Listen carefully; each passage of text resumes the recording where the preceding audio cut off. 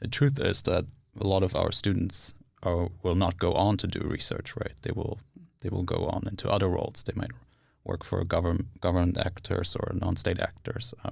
So I think it's in that sense, it's also really good to have this in mind.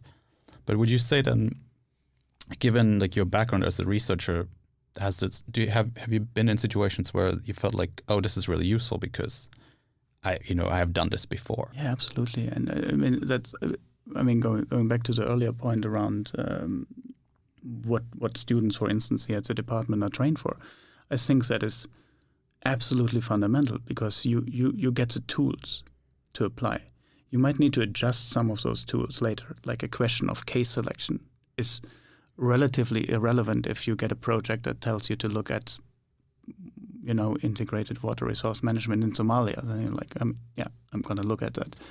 But that doesn't mean that you can't do substantive, rigorous research on that, right? And having those tools and focusing on that and applying those is I think, the fundamental basis that also the department's work gives.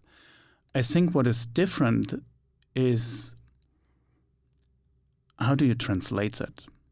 All of that into something a policymaker understands and can not just understands, they're obviously not dumb, but how to make it useful to them. And I think there's sort of a part of understanding, having interactions with policymakers, understanding what is actually